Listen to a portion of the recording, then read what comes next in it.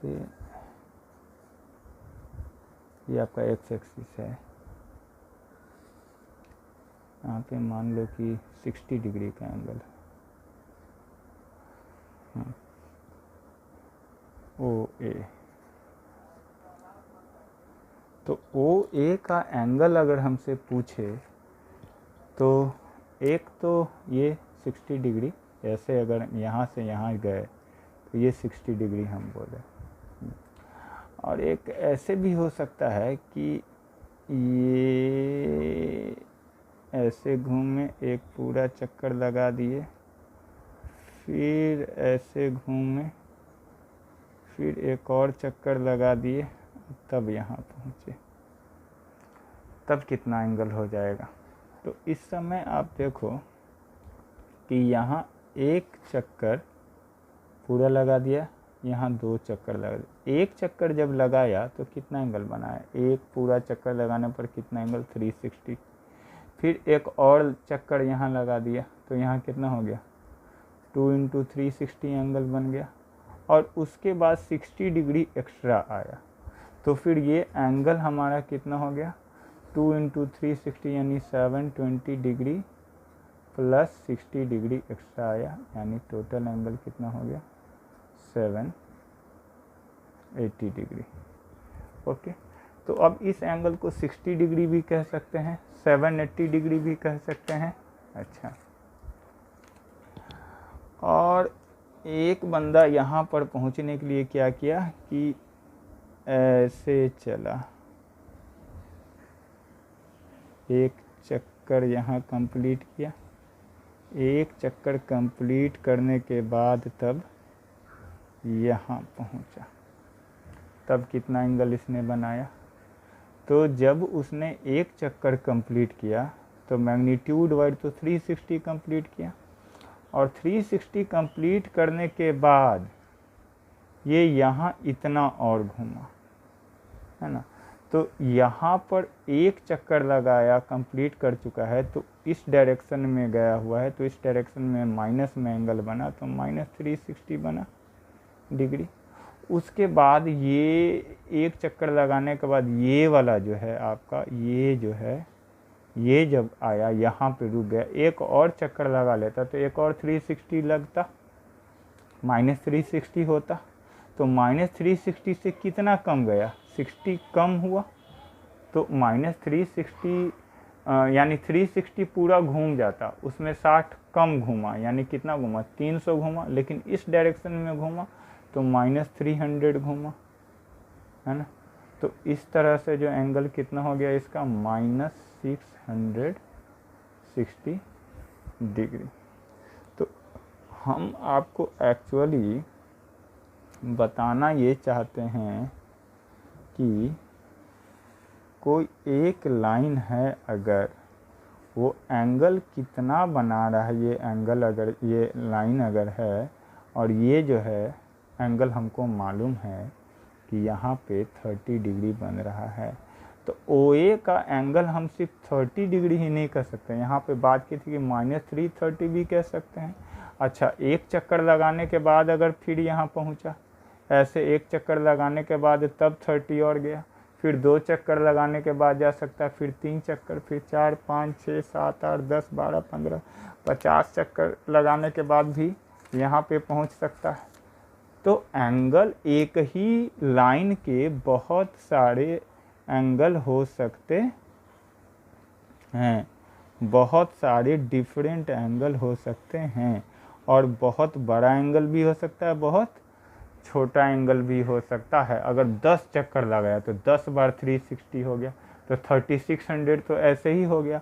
उसके बाद 30 और लगाए तो 3600, 3630 हो जाएगा एंगल, है कि नहीं। तो इस तरह से इनफाइनाइट जो है एंटी क्लॉकवाइज घूमकर तब पहुंच सकते हैं यहाँ, या इनफाइनाइट टाइम्स क्लॉकवाइज घूमने के बाद तब पहुंच सकते हैं। तो ये एंगल जो है सबटेंड करेगा, जो वो बहुत सारे डिफरेंट एंगल को ये जो लाइन रिप्रेजेंट कर सकता है, पॉजिटिव में भी और नेगेटिव में भी, एक ही लाइन, ठीक है। अगर ये 30 डिग्री है, ठीक है ना, तो ये वाला एंगल कितना हुआ, तो बहुत सारे लोग सोचते हैं कि ये वाला एंगल तो छोटा है तो 30 है तो उससे तो बड़ा ही एंगल होगा। नहीं नहीं, आप मेजर कहीं से करो, यहाँ से करो या यहाँ से करो या यहाँ से करो, एंगल तो फिक्स है, ये 30 डिग्री ही रहता है। समझ गए ना। आप एंगल यहाँ से करो या यहाँ से करो या इतना बड़ा हो गया तो बड़ा एंगल नहीं होगा, एंगल वही रहता है। ओके, ये पॉजिटिव एक्स एक्सिस आप जानते हो, ये पॉजिटिव वाई एक्सिस, ये नेगेटिव एक्स एक्सिस, ये नेगेटिव वाई एक्सिस। एंगल यहाँ पर हम लोग 0 कंसीडर करते हैं फर्स्ट रोटेशन में, 0 से 360 के बीच में, यहाँ 0 डिग्री, यहाँ पे 90 डिग्री यानी कि π/2, एक 90, फिर एक और 90 तो यहाँ पर 180 यानी कि पाई, फिर एक और 90 घूम के चले आए तो यहाँ पे 270 यानी कि 3π/2 एंगल होता है, और फिर एक पूरा चक्कर लगा के यहाँ चले आए तो 360 यानी कि 2π एंगल सबटेंड होता है। उसमें ये जो है, इसको आप लोग ये जो 0 से 90 के बीच का एंगल, जब यहाँ पे लाइंस होंगे तो 0 से 90 के बीच का एंगल यहाँ बनाएंगे तो इस जगह को 0 से 90 यानी कि इस जगह को कहा जाता है, इन दोनों एक्सिस के बीच का जो भी बीच में अगर एंगल बनेगा तो वो फर्स्ट क्वाड्रेंट, आप पहले से जानते हो ये सब बात। ये सेकंड होता है क्वाड्रेंट, ये थर्ड क्वाड्रेंट होता है और ये फोर्थ क्वाड्रेंट होता है। 6 ट्रिगोनोमेट्रिक रेशियो होते हैं और ये 6 का 6 ट्रिगोनोमेट्रिक रेशियो फर्स्ट क्वाड्रेंट में सारे के सारे पॉजिटिव होते हैं, ऑल पॉजिटिव, सारे के सारे पॉजिटिव होते हैं। और जब एंगल सेकंड क्वाड्रेंट में होगा तो वहाँ पर साइन और उसका रेसिप्रोकल कॉसेक, ये यहाँ पे पॉजिटिव होता है। और रेस्ट इसके अलावा बच गए 6 होते हैं, तो साइन और कोसेक सेकंड क्वाड्रेंट में पॉजिटिव होता है, और बाकी 4 जो बच गया, यानी कौन बच गया, कॉस, टैन, कॉट और सेक, ये यहाँ पर नेगेटिव होता है। ठीक है ना। और ये थर्ड क्वाड्रेंट में जो है आपका टैन एंड कॉट, ये यहाँ पे पॉजिटिव होता है, और बाकी 4 जो बच गया वो यहाँ पे नेगेटिव होता है। और जो फोर्थ क्वाड्रेंट है वहाँ पे आपका कॉस एंड सेक पॉजिटिव होता है, और रेस्ट जो है बाकी 4 जो बच गया वो यहाँ पे नेगेटिव होता है। ठीक है, आपको ये मेमोराइज कर लेना है 4 क्वाड्रेंट में कौन किसका घर है। तो मेन हम लोग जो 6 लोग हैं, साइन, कॉस, टैन, सेक, कॉसेक, कॉट, तो 6 लोग हैं, 4 घर है, तो 4 घर में 6 लोगों को बांटना है हमको। तो 4 घर में से क्या किए कि 3 घर में हर घर में 2-2 आदमी को बैठा, तो 3 घर इंगेज हुआ और एक घर बच गया। तो एक घर जो बच गया वो डाइनिंग स्पेस हो गया, डाइनिंग हॉल हो गया, वो सबके लिए हो गया। तो फर्स्ट क्वाड्रेंट तो सबके लिए हो गया। उसके बाद याद रखना है कि सेकंड वाला घर किसका है, तो साइन का घर है। साइन का घर है तो और किसका घर है, तो उसका रेसिप्रोकल कोसेक का घर हो जाएगा। फिर थर्ड क्वाड्रेंट है तो वो किसका घर है, तो टैन का घर है, और किस टैन का घर है और किसका घर हो जाएगा, इसके साथ में और कौन, एक और बैठेगा, तो कौन बैठेगा, तो इसका रेसिप्रोकल बैठेगा, कॉट बैठेगा। और इसके बाद फोर्थ क्वाड्रेंट बच गया कौन, कॉस और सेक, वो इसका घर। ये आपको याद रख लेना है, याद कर लीजिए।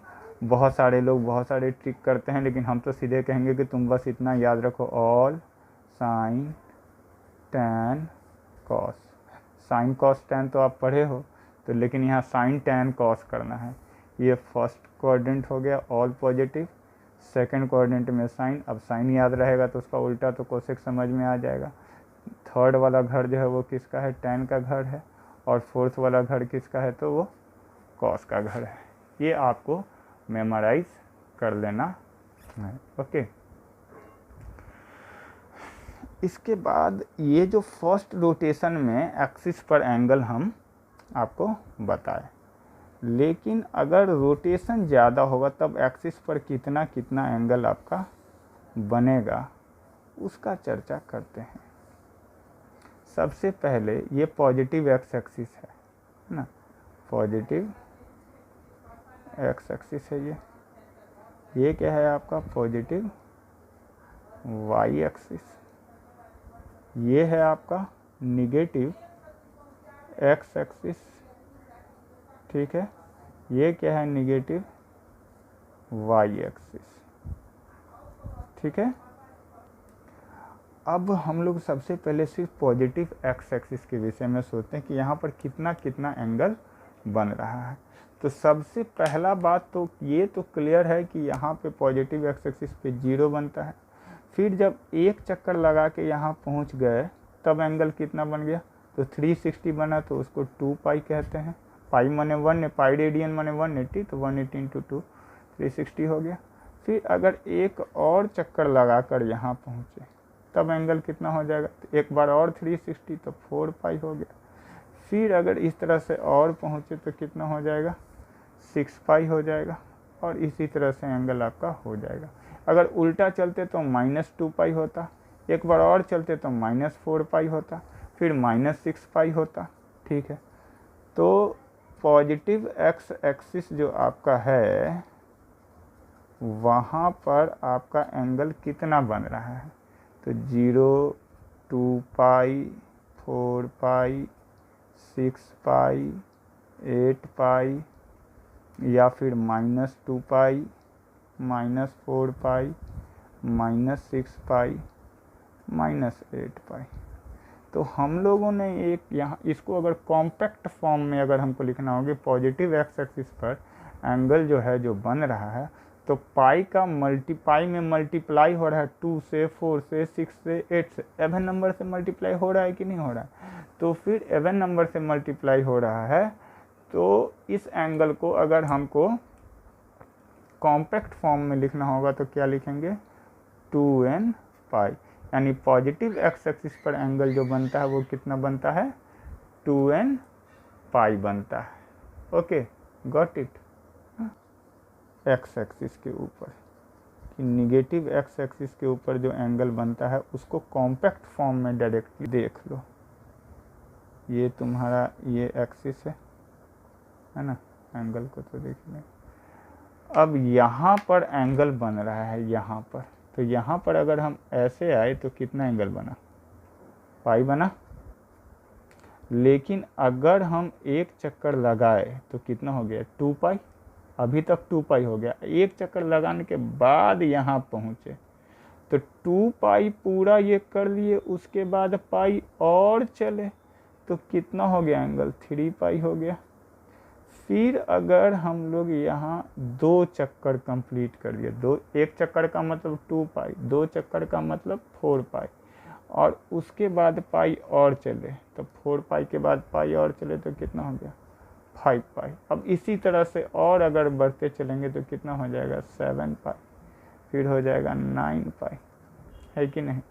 और अगर आप उल्टा चलते तो -पाई, फिर ये -2 पाई, और ये हो जाता -3 पाई, तो ये हो जाता -पाई, -3 पाई, -5 पाई, -7 पाई एंड सो ऑन। अब ये सब जितना एंगल आपके पास है, ये जितना एंगल है, इस एंगल को कॉम्पैक्ट फॉर्म में क्या कहेंगे कि पाई में मल्टीप्लाई हो रहा है 1, 3, 5, 7, 9, ये क्या हो, ऑड नंबर होता है, तो 2n + 1 इंटू पाई कह सकते हैं कि नहीं।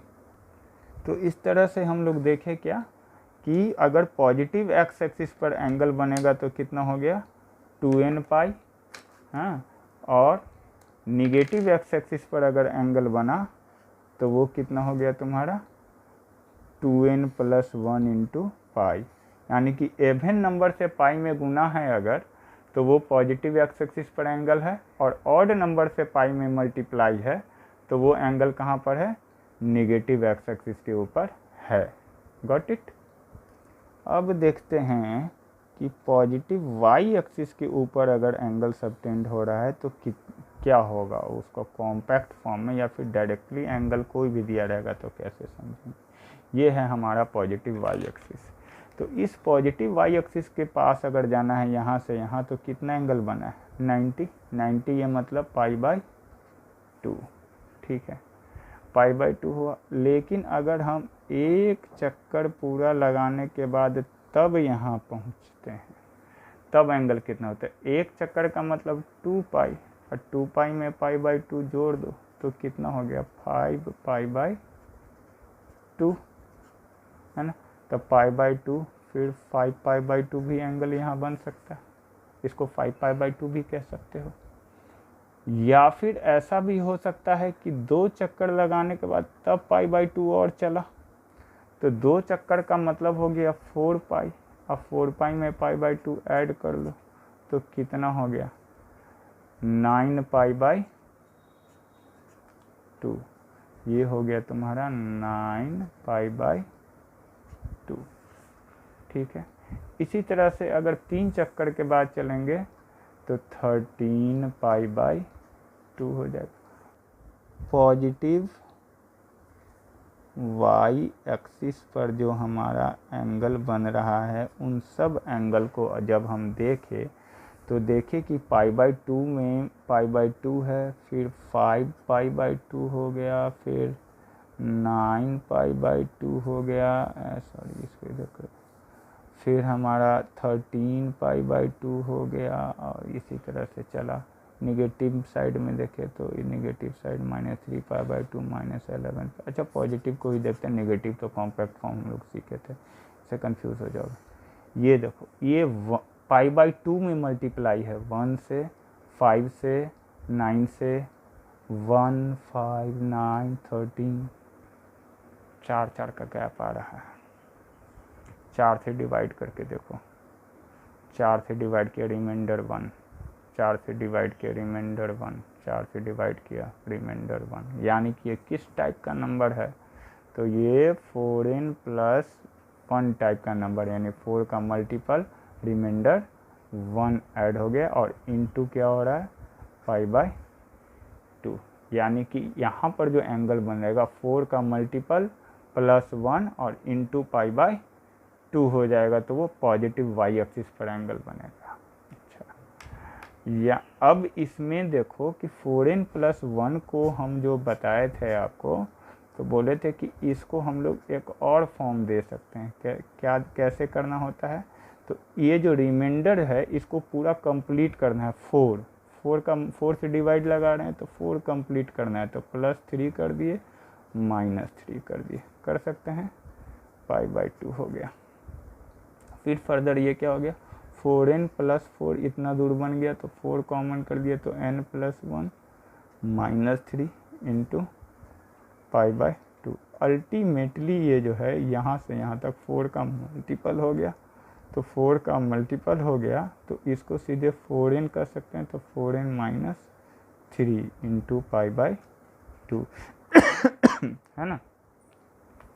तो यहाँ पर हम लोगों ने क्या पाया कि जो आपका पॉजिटिव वाई एक्सिस पर एंगल बनेगा वो एंगल 2 तरह से आप उसको लिख सकते हैं। 4 का multiple plus 1 into pi by 2, या फिर इसी एंगल को आप ऐसे भी कह सकते हैं कि 4 का मल्टीपल -3 इंटू पाई बाई 2। इस टाइप का जो भी नंबर आपको मिलेगा वो आप समझ जाओगे, है ना, कि ये एंगल कहाँ पे है? पॉजिटिव वाई एक्सिस पर। Got it. फिर आगे फर्दर हम लोग बढ़ते हैं। निगेटिव वाई एक्सिस पर अगर एंगल आपका बन रहा है तो वो कितना बना रहा है एंगल? तो निगेटिव वाई एक्सिस ये है आपका, ठीक है। यहाँ पर एंगल अगर आप बनाएंगे एंटी क्लॉकवाइज में चल के, तो ये एंगल कितना बना? तो यहाँ से यहाँ तो पाई क्लियर जानते हो, और फिर पाई बाई 2, तो एंगल कितना बन गया? 3 पाई बाई 2। उसके बाद एक चक्कर लगाने के बाद अगर यहाँ पे पहुँचते हैं तो 2 पाई और ऐड हो जाएगा। पूरा एक चक्कर का मतलब 2 पाई, और ये एक्स्ट्रा 3 पाई बाई 2, तो 2 पाई प्लस 3 पाई बाई 2 कितना हो गया? 7 pi by 2, sorry 7 pi by 2 हो गया।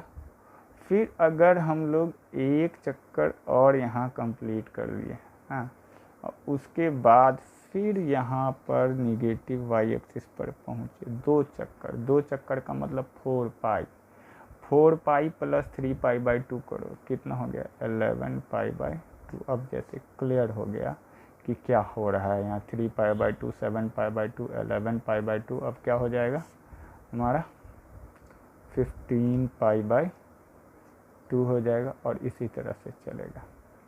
तो ये जो पाई बाई 2 में मल्टीप्लाई हो रहा है 3 से 7 से, 3 7 11 15, किस टाइप का नंबर, 4 का डिफरेंस आ रहा है सभी में, 4 का, तो 4 से डिवाइड हो रहा है इसका मतलब, तो 4 से 4 का मल्टीपल और प्लस कितना, 4 के मल्टीपल में कितना ऐड हो रहा है, 4 में 0 से मल्टीप्लाई किए 3 ऐड किए, फिर 4 में 1 से मल्टीप्लाई किए 3 ऐड किए, से मल्टीप्लाई कर दिए 3 ऐड किए, 4 में 3 से मल्टीप्लाई कर दिए 3 ऐड कर दिए, 15 पाई बाई 2 इस तरह से, तो यानी 4n plus 3 into pi by 2 type का ये नंबर है। और 4n प्लस 3 को ही फिर माइनस इसी तरह से अगर करेंगे कि 1 ऐड करके 1 सब्सट्रैक्ट करेंगे तो ये किस टाइप का हो जाएगा, 4n माइनस 1 टाइप का नंबर हो कह सकते हैं हम लोग, है ना। तो इसका मतलब निगेटिव वाई एक्सिस पर जो हमारा एंगल बन रहा है वो क्या बनता है, किस टाइप का नंबर होता है, तो 4n plus 3 into pi by 2 या फिर 4n minus 1 into pi by 2। हम आपको ये सब इसलिए बता दे रहे हैं कि इन फ्यूचर अगर आपके पास 4n plus 1 2n plus 1 2n minus 1 इस टाइप का चीज़ जब आएगा तो आप डरे नहीं, क्योंकि ये कोई बहुत बड़ा बात होता नहीं है ना। अगर कहीं n से वैसे लोग डरते हैं तो डरने का है नहीं, ये सब होता है बहुत आसान, गॉट इट। ठीक है, तो अभी हम लोग सीखे ये कि पॉजिटिव एक्स एक्सिस पर अगर हमारा एंगल बन रहा है तो वो एवन मल्टीपल ऑफ पाई में एवन नंबर से मल्टीप्लाई है तो पॉजिटिव एक्स एक्सिस पर है, पाई में ऑड नंबर से मल्टीप्लाई है तो निगेटिव एक्स एक्सिस पर है, फिर पाई बाई 2 में 4n प्लस 1 टाइप नंबर से मल्टीप्लाई है तो पॉजिटिव वाई एक्सिस पे है, और पाई बाई 2 में 4n प्लस 3 टाइप वाले नंबर से मल्टीप्लाई है तो वो निगेटिव वाई एक्सिस पर है। ये ध्यान में रखना है आपको। पाई का मल्टीपल है तो श्योरली वो एक्स एक्सिस पर है, अगर पाई का मल्टीपल है तो गारंटी वो एक्स एक्सिस पर है, बट अगर पाई बाई 2 का मल्टीपल है तो वो पॉजिटिव वाई एक्सिस पे हो सकता है या फिर निगेटिव वाई एक्सिस पे हो सकता है।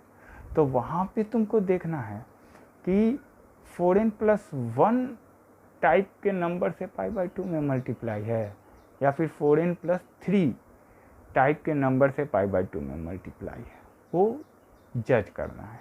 ओके, जैसे कुछ हम लोग एंगल देखते हैं अभी, जैसे मान लो कि 31 पाई है, number 2 73 pi by 2, number 3 80 pi by 2, number 4 80 pi, number 5 कर लो इसको 70 pi by 2, number 6 minus 18 pi by 2, एक और कर लो माइनस 123 पाई बाई 2, एक और कर लेते, हाथ कर लेते 1025 पाई बाई 2। ओके, इन सब को हम लोग देखते हैं कि कहाँ कहाँ लाई करेगा। तो सबसे फर्स्ट जो है 31 पाई, ये पाई का मल्टीपल है। पाई का मल्टीपल वाई एक्सिस पर कभी नहीं होगा, या तो पॉजिटिव एक्स एक्सिस पर होगा या तो निगेटिव एक्सिस पर। पॉजिटिव एक्स एक्सिस पर एवन नंबर से गुना होता तब, ये तो ऑड नंबर से गुना है, तब तो ये पक्का कहाँ पर है, negative x axis. Y axis पर तो ये होना नहीं। क्लियर है। फिर है हमारा 73 π/2। अब हमको ये देखना है कि ये π/2 का मल्टीपल है, π/2 का मल्टीपल है 73 है यहाँ। तो 73 को चेक करो कि 4 से डिवाइड करने पर रिमाइंडर में 1 आता है कि 3। रिमाइंडर में 1 आएगा तो पॉजिटिव वाई एक्सिस पर होगा, और रिमाइंडर में 3 आएगा तो निगेटिव वाई एक्सिस पे आएगा। तो 4 से डिवाइड कर दो इसको, तो 4 1 जा 4, 33, 4 8 जा 32। तो रिमाइंडर में 1 आ रहा है, क्लियर है। तो रिमाइंडर में 1 आ रहा है तो ये कहाँ पे है, पॉजिटिव वाई एक्सिस पर है। ओके, थर्ड नंबर क्वेश्चन 80 π/2 है। हाँ, 80 π/2। तो 80 π/2 तो है, तो π/2 में एवन नंबर से गुना। π/2 में हम लोग जब देखें 4n+1 भी ऑड है, 4n+3 भी ऑड है। π/2 में ऑड नंबर से मल्टीप्लाई होगा तब वो पॉजिटिव वाई एक्सिस या नेगेटिव वाई एक्सिस पे होगा। तब एवन नंबर से मल्टीप्लाई होगा तब तो 2 से कैंसिल पहले कर दो, तो इसको सीधे 40 π कहोगे। इसका मतलब 40 π हुआ, ये ना कि π/2 से मल्टीप्लाई है तो तुरंत डिसाइड कर ली कि पॉजिटिव वाई एक्सिस या पॉजिटिव नेगेटिव वाई एक्सिस पर ही इसको रखना है, ऐसा नहीं है ना। देख के ध्यान से, तो कैंसिल हो रहा है तो पहले सिंप्लीफाई कर दो। तो 40 π हो गया, तो एवन नंबर इंटू पाई हो गया, तो कहाँ पे पड़ेगा, पॉजिटिव एक्स एक्सिस पे। ठीक है, फिर उसी तरह से 80 π दिया हुआ है, तो फिर एवन नंबर से पाई में गुना है, पाई का मल्टीपल है तो एक्स एक्सिस वो भी एवन नंबर है तो पॉजिटिव एक्स एक्सिस है। उसके बाद 70 π/2, फिर वही बात, π/2 से एवन नंबर गुना है तो कितना हो जाएगा, 35 π हो गया। ये ऑड नंबर से पाई में गुना है, ऑड नंबर से मल्टीप्लाई है पाई में, तो एक्स एक्सिस वो भी कौन सा, नेगेटिव। क्लियर है। इसके बाद है आपका 6 नंबर क्या, -18 π/2, फिर वही बात -18, तो यहाँ -9 π। पाई में कैसे नंबर से मल्टीप्लाई है, ऑड से। पाई में ऑड से मल्टीप्लाई हो गया तो एक्स एक्सिस, और वो भी नेगेटिव एक्स एक्सिस। ठीक है, माइनस से घबराना नहीं। ठीक है, इसके बाद ये -123 π/2, ये आपको देखना है कि ये 4 से डिवाइड करो, 4 से डिवाइड करो तो कितना हो गया,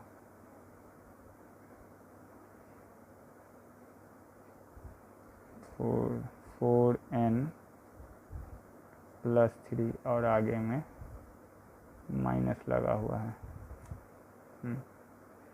तो माइनस जब लगा हुआ है तो ये कितना हो गया, 4n -3, यानी -4n तो 4n ही हो गया, 4 का मल्टीपल, और उसमें -3 हो रहा है, तो 4 का मल्टीपल में 3 माइनस हो रहा है कुल मिला के, है ना।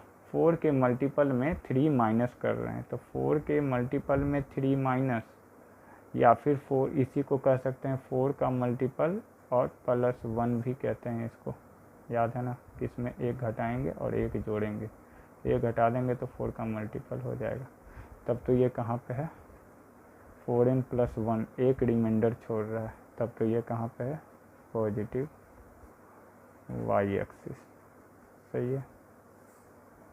फिर ये 8वां नंबर 1025 π/2, इसको देखो कहाँ पे, π/2 का ऑड नंबर से मल्टीप्लाई है, तब तो ये कटेगा नहीं। अब ये देख लेना है कि 4 से डिवाइड करने पर रिमाइंडर कितना आ रहा है, तो 4 से डिवाइड करो इसमें, तो 4 2 सा 8, 2 4 5 सा 22 25, 1 रिमाइंडर में आ रहा है, तो 1 रिमाइंडर में आ रहा है तो पॉजिटिव वाई एक्सिस हो जाएगा तुम्हारा। सही है। I hope it is clear. इसके बाद हम लोग एक बात और देखते हैं कि हमारे पास 6 ट्रिगोनोमेट्रिक रेशियोज हैं। अच्छा, 0 to 90 डिग्री पर सारे 0 डिग्री, 30 डिग्री, 45 डिग्री, 60 डिग्री, ये सब 10th क्लास में मेमोराइज किए थे आप लोग। एक बार फिर से याद कर लेना है उसको, वो मैं नहीं बना रहा हूँ चार्ट, आपको खुद से कर लेना है। ठीक, अब यहाँ पर जो है जब पॉजिटिव एक्स एक्सिस पर एंगल रहता है तो एंगल आपका 0 डिग्री होता है या फिर 2 पाई, यानी यहाँ पर एंगल हमारा होता है 2n पाई। ये तो क्लियर है। 2n पाई जब एंगल रहता है तो साइन 0 पर वैल्यू जो है वो हो जाता है 0। साइन 0 पर वैल्यू 0 हो जाता है ना। तो जब साइन का वैल्यू 0 होगा तो उस समय tan का भी वैल्यू 0 होता है कि नहीं। साइन 0 पे 0 होता है तो tan का वैल्यू साइन बाई कॉस होता है। तो यानी कि जब पॉजिटिव एक्स एक्सिस पर एंगल रहेगा तो वहाँ पर साइन और tan दोनों 0 रिजल्ट बनाएगा। अच्छा, जब साइन 0 रिजल्ट बनाता है यहाँ पर तो कॉस जो है यहाँ पे कॉस, पॉजिटिव एक्स एक्सिस पे एंगल जब रहेगा तो कॉस जो है, और इसका उल्टा कौन, सेक। कॉस और सेक यहाँ पर रिजल्ट बनाता है कितना, 1। कॉस 0 का 1 भी होता है और सेक 0 का भी 1 होता है ना। इस तरह से जो है ये जब पॉजिटिव एक्स एक्सिस पर एंगल होता है ना एक्चुअली तो p बाई एच होता है। परपेंडिकुलर का लेंथ यहाँ 0 होता है तो p का लेंथ 0 होता है, जिसके कारण जो है इसका वैल्यू साइन और tan 0 होता है। और साइन जब 0 होता है तो कोसेक क्या होगा, उसका रेसिप्रोकल तो होगा ही नहीं। 0 का रेसिप्रोकल तो होता ही नहीं, अनडिफाइंड होता है। और इनफैक्ट और इस साथ साथ में tan का रेसिप्रोकल आपका कॉट जो है वो भी नहीं एग्जिस्ट करेगा। तो क्या हो जाएगा, यहाँ नॉट डिफाइंड हो जाता है, नॉट डिफाइंड हो जाता है। तो पॉजिटिव एक्स एक्सिस के ऊपर में साइन और tan 0, कॉस और सेक 1, कॉसेक और कॉट अनडिफाइंड। अच्छा, अब एंगल अगर आपका निगेटिव एक्स एक्सिस पर है तो एक्स एक्सिस पर तो ये श्योर है कि साइन 0 होता है, चाहे वो पॉजिटिव हो चाहे वो नेगेटिव हो। तो साइन और tan दोनों फिर यहाँ पर क्या हो गया, 0 हो जाएगा, श्योर है। अच्छा, लेकिन निगेटिव एक्स एक्सिस पर जो है कॉस और इसका रेसिप्रोकल सेक, ये 1 नहीं -1 होता है। यहाँ पे 1 होता है कॉस और सेक, और यहाँ पर कॉस और सेक -1। तो यानी कि जब साइन और tan 0 होता है तो कॉस जो है वहाँ पर 1 होगा और फिर -1 होगा। ठीक है, तो 1 होगा पॉजिटिव एक्स एक्सिस पे रहेगा तब, और -1 रहेगा जब नेगेटिव एक्स एक्सिस पे होगा। और जब साइन और tan 0 है जहाँ पर, तो गारंटी इसका रेसिप्रोकल कॉसेक और कॉट, ये क्या हो जाएगा, अनडिफाइंड।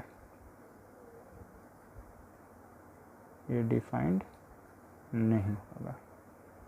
Got it. अच्छा, ये हुआ आपका एक्स एक्सिस का बात। मतलब यहाँ तुमको दिमाग में एकदम क्लियर कर लेना है कि एक्स एक्सिस पर साइन 0 होता है तो tan भी 0 होता है, कॉस और सेक 1 होगा या -1 होगा। 1 कब होगा, जब पॉजिटिव एक्स एक्सिस पे, -1 कब होगा, जब निगेटिव एक्स एक्सिस पे होगा तब।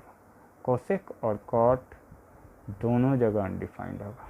इन द सेम वे अगर एंगल आपका पॉजिटिव वाई एक्सिस पर है तो जब पॉजिटिव वाई से यानी π/2 याद है ना तुमको, तो वहाँ पर कॉस 0 होता है। और जब कॉस 0 होगा माय डियर तो कॉट भी 0 होगा, क्योंकि कॉट का न्यूमरेटर कॉस ही होता है। तो ये यहाँ 0 हो जाएगा। फिर साइन और इसका रेसिप्रोकल कौन, कोसेक, कोसेक यहाँ पर 1 होता है। और चूंकि कॉस 0 है तो इसका रेसिप्रोकल सेक और कॉट का रेसिप्रोकल tan, ये यहाँ पर नॉट डिफाइंड होगा, अनडिफाइंड। और निगेटिव एक्स एक्सिस पर देखो, सॉरी निगेटिव वाई, बार बार एक्स एक्सिस बोल देते हैं, निगेटिव वाई एक्सिस पर आपका फिर से अगेन कॉस एंड कॉट 0 ही होगा, और साइन एंड कोसेक यहाँ -1 होता है, यानी निगेटिव साइड में -1 होता है, चाहे वो कॉस हो चाहे वो साइन हो, पॉजिटिव साइड में पॉजिटिव होता है, ये याद रखो। कॉस जब 0 है तो उसका रेसिप्रोकल तो अनडिफाइंड हो जाएगा सेक, और कॉट जब 0 है तो उसका रेसिप्रोकल tan जो है वो क्या हो जाएगा, नॉट डिफाइंड। ये बात दिमाग में सेट कर लेना है। ओके।